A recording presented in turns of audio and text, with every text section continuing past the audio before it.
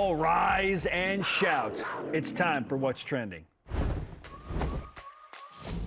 And the catch made by Keanu Hill. And the Cougars are in business. It is picked up, and it's going to the house. That was spectacular. Isaac Rex celebrates 6, and the Cougs go tempo again. And what a night!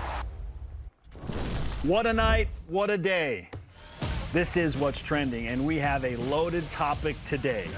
We'll set it up this way. Currently, odds makers, and there are several here, have BYU's win total for the 2023 college football season, Dave, at an average of 5 wins. This includes DraftKings, who has the highest odds of 5.5 wins for the Cougars. FanDuel has set the over-under with the lowest at 4.5 for BYU, while Caesars Sportsbook has BYU at an even 5 wins. With that in mind, that would mean BYU will be considered, yes, as an underdog in most of the Cougars contests this season. In fact, Dave, ESPN's Football Power Index has BYU favored in only 3 games. I know some of you are aware of this. We're just driving the point home even harder today. BYU is favored against Sam Houston State, Southern Utah, and Cincinnati. That's it. However, since 2018, BYU has relished in the role of underdog, which takes us to our stat of the day. It's the BYU Sports Nation stat of the day. You're going to love this, Dave. BYU football is one of just 4 FBS teams over the last 5 seasons to have an overall winning record as an underdog. The Cougars have played 18 games in that 5-year span as an underdog and won 10 of them. 10-8 is pretty good. So, all of that information now floating around your mind.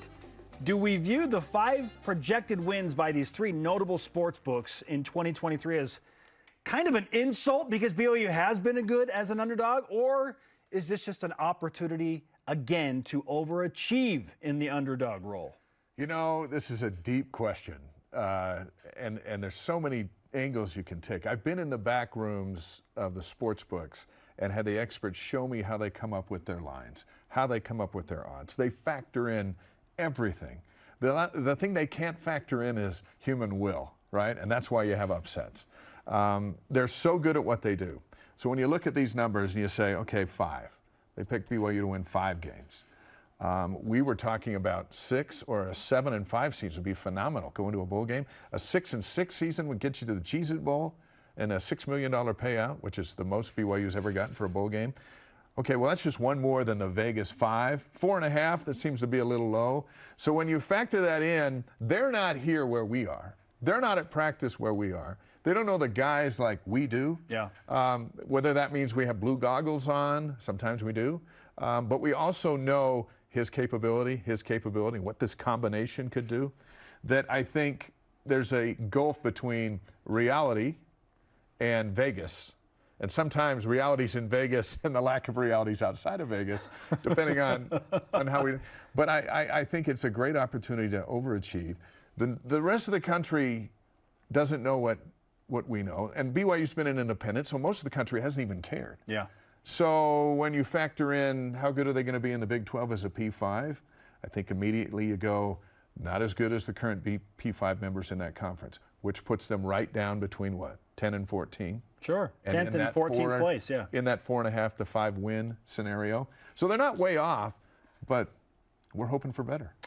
I was legitimately bothered when I saw the 4.5 and 5 line come out. I just thought, how can Vegas or DraftKings or FanDuel or whoever, knowing what BYU has done as an independent, it's not like BYU's been playing a predominantly G5 schedule. More often than not, Dave, they're playing more Power 5 teams than not over the last few years. Yeah.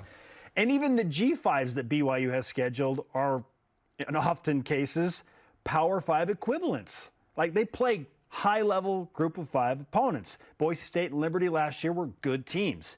So I thought, why would they put BYU at 4.5? But then I started to think, okay, if I was totally outside and not an insider like we are and in the nitty-gritty and all the details here, I would look at, okay, well, they lost their starting quarterback, who was an NFL draft pick. Right. You're bringing in Keaton Slovis, who has not had anything close to what he did as a freshman, didn't look good at Pitt.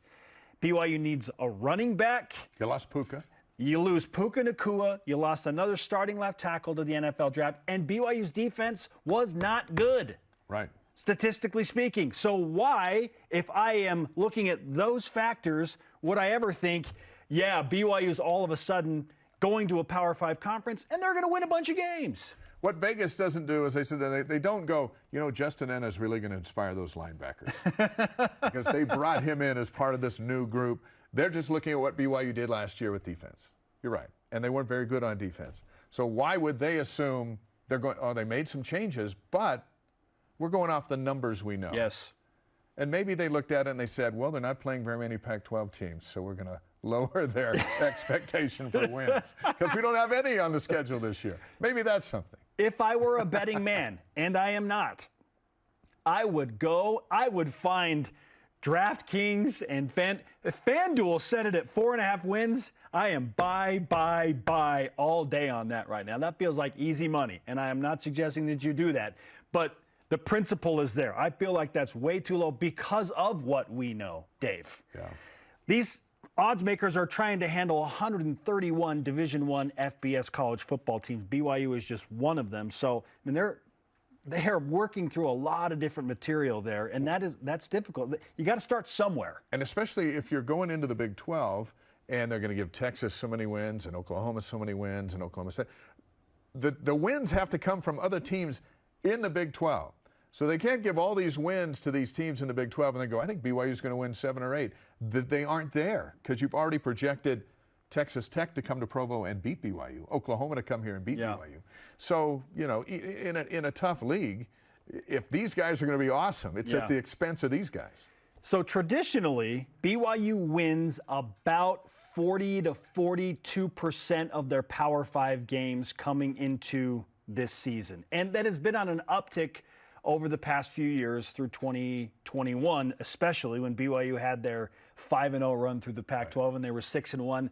That swung the metric in BYU's favor against Power 5 competition a little bit. So I'm not going to go all in on that outlier, but I mean, traditionally BYU wins 40% of the Power 5 games. So if they're favored against Southern Utah and Sam Houston State, and they have 10 Power 5 games remaining after that, Dave, what's 40%? It's 4 out of 10, right?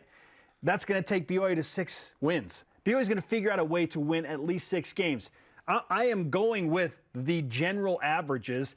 In fact, I think it's going to be one more than that. I went to 7-5, and I'm going back to our stat of the day. BYU, as an underdog, they're going to be an underdog in 9 games. They have a winning record as an underdog over the past 5 seasons combined. They're going to be an underdog a lot this year. If they could just go 500 as an underdog, or maybe, even 500, that puts you probably at 5-5, and now you're at 7-5 overall if you take care of business in your first 2 games. And you're having a great time. Vegas believes BYU will be 3-2, right, through the first 5. Yes. Considering they're favorites in those first 2 games and Cincinnati. So 3-2 heading into October and November. Yeah. And BYU's got to scratch out 3 wins to get to 6 and get bowl eligible. And they are suggesting that it might be a win and a half or 2 wins out of the final 7 games. Right. 2-5.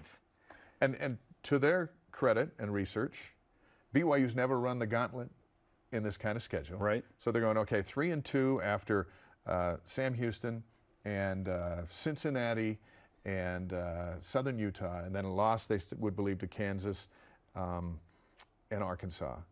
And then all of a sudden they're going, well, they've never even played the kind of schedule that is the rest of the way. And when you're an underdog, it seems like underdogs rise up. BYU rose up and beat Miami. We're going to talk to Max Hall. They rose up and beat Oklahoma. Mm-hmm.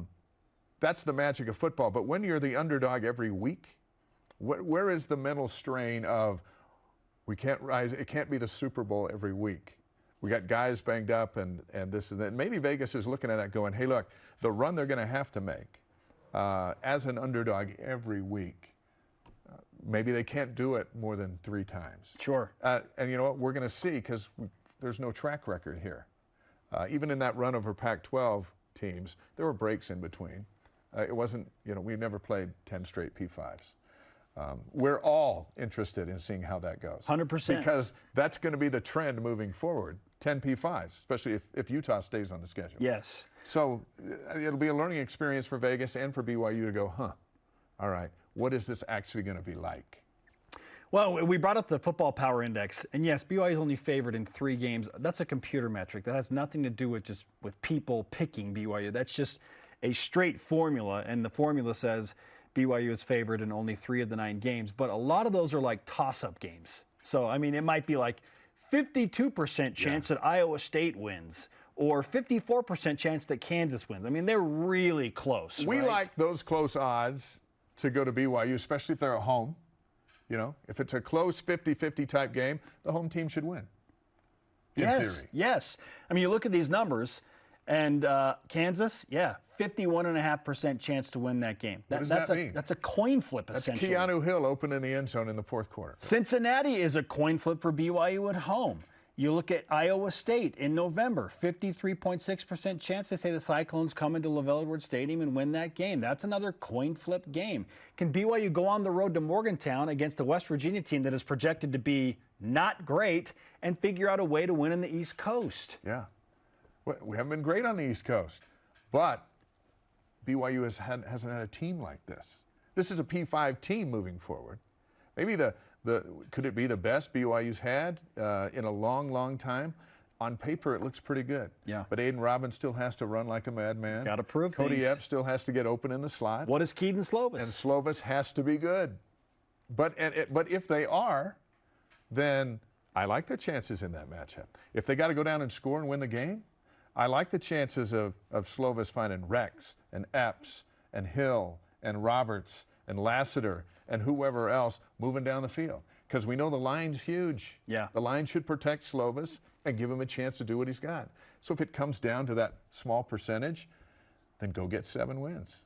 Averages say that BYU should, based on everything they've done since the LaVell Edwards era began in the early 70s, find a way to win at least 6 games. Win 40% of your Power 5 games, which is 4 out of 10, and take care of business at home against the 2 teams you're going to be heavily favored against, and you have 6. I don't know where they're going to happen.